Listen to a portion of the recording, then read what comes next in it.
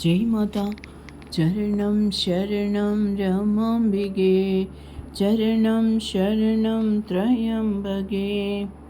സനാതനധർമ്മത്തിലെ ആധ്യാത്മിക കാഴ്ചപ്പാടുകളിൽ ഏറ്റവും ഉന്നതമായ ഒന്നാണ് അവതാര സങ്കല്പം. രൂപവും നാമവുമില്ലാത്ത പരമാത്മ ചൈതന്യം മനുഷ്യരാശിയെ ഉദ്ധരിക്കുന്നതിനായി ഭൂമിയിലേക്ക് ഇറങ്ങി വരുന്നതിനെയാണ് അവതാരം എന്ന് വിശേഷിപ്പിക്കുന്നത്. രൂപരഹിതമായ നിരുപാധിക ബ്രഹ്മത്തെ സാധാരണ മനുഷ്യ മനസ്സിന് ഗ്രഹിക്കാൻ ബുദ്ധിമുട്ടാണ്.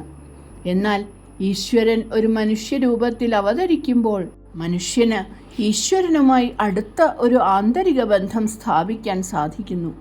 ഭഗവത്ഗീതയിലും ശ്രീമദ് ഭാഗവതത്തിലും ധർമ്മ സംസ്ഥാപനത്തിനായുള്ള ഈശ്വരൻ്റെ അവതാരങ്ങളെപ്പറ്റി വ്യക്തമായി വിവരിക്കുന്നുണ്ട്.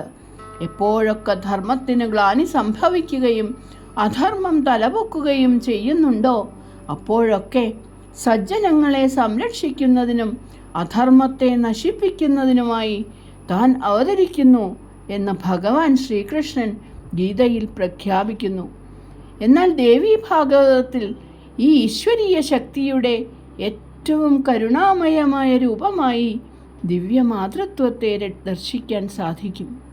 ദിവ്യമാതൃത്വം എന്നത് ഈശ്വരകൃപയുടെ അത്യുന്നത ഭാവമാണ്.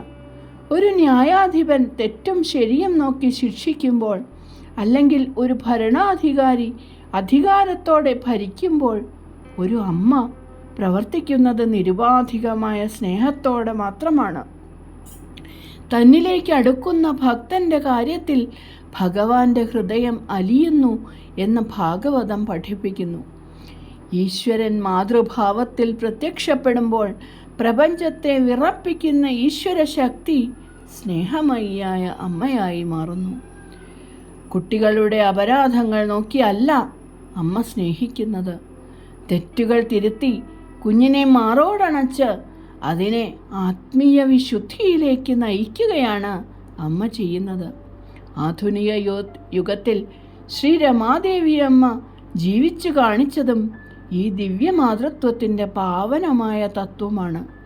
ഒരു അമ്മയുടെ രൂപത്തിലുള്ള അവതാരം തിന്മയെ നശിപ്പിക്കാൻ ആയുധങ്ങൾ ഉപയോഗിക്കുന്നില്ലെന്നും, മറിച്ച് അഹങ്കാരത്തെയും സ്വാർത്ഥതയെയും സ്നേഹമെന്ന ആയുധം കൊണ്ട് ഇല്ലാതാക്കുന്നുവെന്നും അമ്മ തെളിയിച്ചു.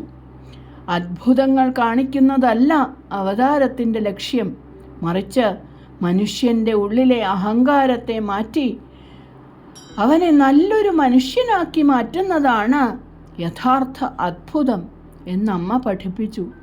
പണ്ഡിതന്മാർക്ക് മാത്രം പ്രാപ്യമായിരുന്ന വേദാന്ത തത്വങ്ങളെ സാധാരണക്കാരായ ഗൃഹസ്ഥന്മാർക്ക് മനസ്സിലാകുന്ന രീതിയിൽ ലളിതമാക്കാൻ അമ്മയുടെ ഈ മാതൃഭാവത്തിന് സാധിച്ചു.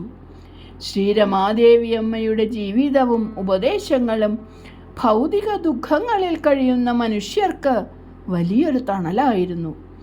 അസുഖമുള്ള കുഞ്ഞിനെ ഒരമ്മയും ഉപേക്ഷിക്കാത്തതുപോലെ സംസാര സാഗരത്തിൽ കഷ്ടപ്പെടുന്ന ജീവനെ ദിവ്യമാതാവ് ഒരിക്കലും കൈവിടില്ല എന്ന് അമ്മ ഓർമ്മിപ്പിച്ചു.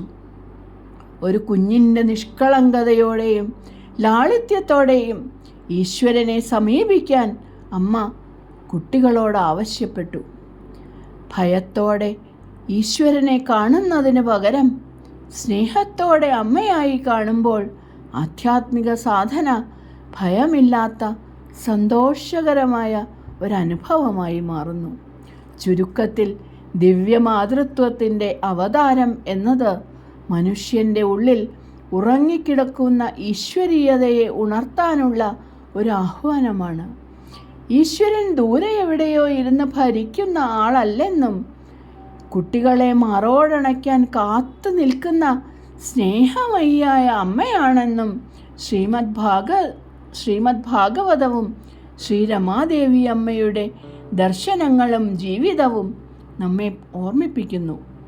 അഹങ്കാരത്തിൻ്റെ ഭാരമെല്ലാം അമ്മയുടെ തൃപാദങ്ങളിൽ സമർപ്പിക്കുമ്പോൾ നമ്മളും ഈശ്വരനും തമ്മിലുള്ള അകലം ഇല്ലാതാവുകയും പരമാനന്ദകരമായ ശാന്തിയും ഈശ്വരീയതയും നമ്മിൽ നിറയുകയും ചെയ്യുന്നു. ചരണം ശരണം രമാംബികേ, ചരണം ശരണം ത്രയംബകേ. ജയ് മാതാ.